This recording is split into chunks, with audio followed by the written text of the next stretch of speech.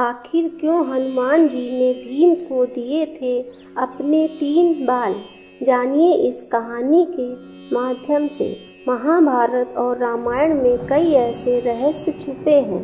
ऐसा ही एक रहस्य है महाभारत में। यह उस समय की बात है जब युद्ध में पांडवों ने कौरवों पर विजयश्री प्राप्त कर ली थी और पांडव हस्तिनापुर में सुखपूर्वक जीवन गुजार रहे थे। युधिष्ठिर के राज में प्रजा को किसी भी चीज की कोई कमी नहीं थी। मान्यता अनुसार एक दिन देव ऋषि नारद मुनि महाराज युधिष्ठिर के समक्ष प्रकट हुए और कहने लगे कि आप सभी पांडव यहाँ प्रसन्नता पूर्वक रह रहे हैं, लेकिन वहाँ स्वर्गलोक में आपके पिता बहुत दुखी हैं। देव ऋषि के ऐसे वचन सुनकर युधिष्ठिर ने इसका कारण पूछा तो देव ऋषि ने कहा वे अपने जिंदा रहते हुए राजसूय यज्ञ करवाना चाहते थे, लेकिन वे ऐसा नहीं कर सके, इसलिए वे दुखी हैं। महाराज युधिष्ठिर, आपको अपने पिता की आत्मा की शांति के लिए यह यज्ञ जरूर करवाना चाहिए। नारद जी के ऐसे वचन सुनकर युधिष्ठिर जी ने अपने पिता की आत्मा शांति के लिए राजसूय यज्ञ करने की घोषणा की। इसके लिए उन्होंने नारद जी के परामर्श पर भगवान शिव के परम भक्त ऋषि पुरुष मृगा को आमंत्रित करने का फैसला लिया। ऋषि पुरुष मृगा जन्म से आधे पुरुष शरीर के तथा नीचे से उनका पैर मृग का था। वे कहाँ रहते थे यह किसी को भी मालूम नहीं था। जानिए फिर इसके बाद क्या हुआ। तो ऐसे में युधिष्ठिर ने उन्हें ढूंढकर यज्ञ में आमंत्रित करने के लिए भीम को इसकी जिम्मेदारी सौंपी। भीम अपने बड़े भ्राता की आज्ञा का पालन करते हुए ऋषि पुरुष मृगा को खोजने निकल पड़े। खोजते खोजते वे घने जंगलों में पहुंच गए। जंगल में चलते वक्त भीम को मार्ग में हनुमान जी दिखाई दिए, जिन्होंने भीम के घमंड को चूर किया।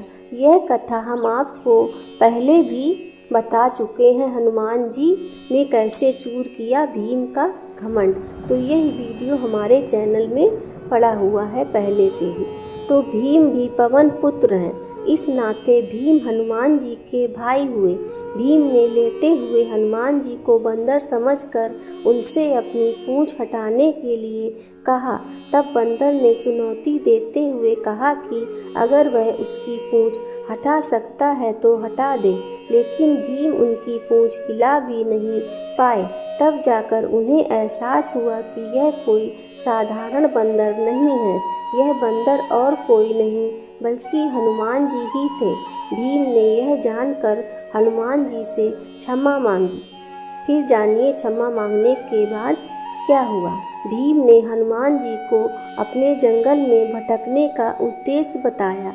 कुछ विचार करने के बाद हनुमान जी ने भीम को अपने शरीर के 3 बाल दिए और कहा कि इन्हें अपने पास रखो, संकट के समय में ये तुम्हारे काम आएंगे। भीम ने हनुमान जी के वे 3 बाल अपने पास सुरक्षित रख लिए और चल पड़े ऋषि मृगा को ढूंढने।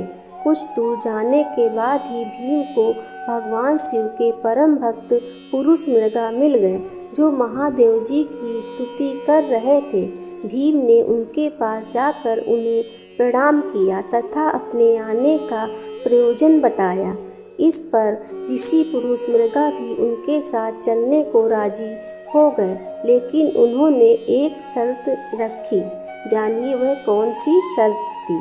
तो ऋषि पुरुष मृगा ने यह शर्त रखी कि तुम्हें मुझसे पहले हस्तिनापुर पहुंचना होगा, नहीं तो मैं तुम्हें खा जाऊंगा।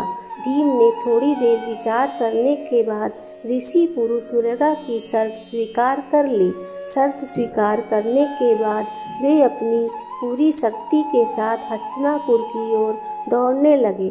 बहुत दूर तक भागते भागते भीम ने जब पीछे की ओर यह जानने के लिए देखा कि ऋषि पुरुष मृगा कितने पीछे रह गए हैं, तो उन्होंने पाया कि ऋषि तो बस उन्हें पकड़ने ही वाले हैं। यह देख भीम चौंक गए और घबराकर अपनी पूरी शक्ति के साथ शीघ्रता से भागने लगे।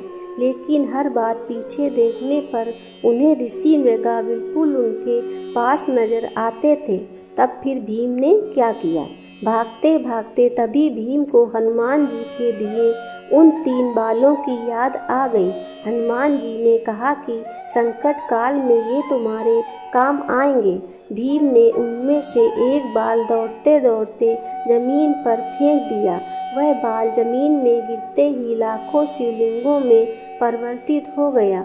भगवान शिव के परम भक्त होने के कारण ऋषि पुरुष मृगा मार्ग में आए प्रत्येक शिवलिंग को प्रणाम करते हुए आगे बढ़ने लगे। इसके चलते भीम को दूर तक भागने का मौका मिल गया। कुंती पुत्र भीम लगातार भागते रहे। फिर जब भीम को लगा कि ऋषि अब फिर से उन्हें पकड़ ही लेंगे तो उन्होंने फिर से एक बाल गिरा दिया और वह बाल भी बहुत से शिवलिंगों में परिवर्तित हो गया। इस प्रकार से भीम ने ऐसा 3 बार किया। अंत में जब भीम हस्तिनापुर के द्वार में घुसने ही वाले थे कि ऋषि पुरुष मृगा उन्हें पकड़ने के लिए दौड़े और उन्हें पकड़ ही लिया था कि तभी भीम ने छलांग लगाई और उनका बस पैर ही द्वार के बाहर रह गया था। इस पर पुरुष मृगा ने उन्हें पकड़ते हुए खाना चाहा, लेकिन उसी दौरान भगवान कृष्ण और युधिष्ठिर द्वार पर पहुंच गए। दोनों को देखकर युधिष्ठिर ने भी पुरुष मृगा से बहस करनी शुरू कर दी। तब युधिष्ठिर से पुरुष मृगा ने कहा कि शर्त अनुसार इसका पैर द्वार के बाहर ही था, अतः यह पहुंच नहीं पाया था। ऐसे में मैं इसे खाऊंगा। फिर भी हे धर्मराज, तुम न्याय करने के लिए स्वतंत्र हो। ऐसे वचन सुनकर युधिष्ठिर ने ऋषि पुरुष मृगा से कहा कि भीम के केवल पैर ही द्वार के बाहर रह गए थे, बाकी संपूर्ण शरीर तो द्वार के अंदर ही है, अतः आप भीम के केवल पैर ही खा सकते हैं। ऐसा सुनकर युधिष्ठिर के न्याय से ऋषि पुरुष मृगा प्रसन्न हुए तथा उन्होंने भीम को जीवन दान दे दिया। इसके बाद ऋषि ने यज्ञ संपन्न करवाया और सबको आशीर्वाद भी दिया। दोस्तों, आपको ये कहानी कैसी लगी कृपया कमेंट करके ज़रूर बताएं और ऐसी ही कहानियों को जानने के लिए हमारे चैनल को लाइक व सब्सक्राइब ज़रूर करें। धन्यवाद।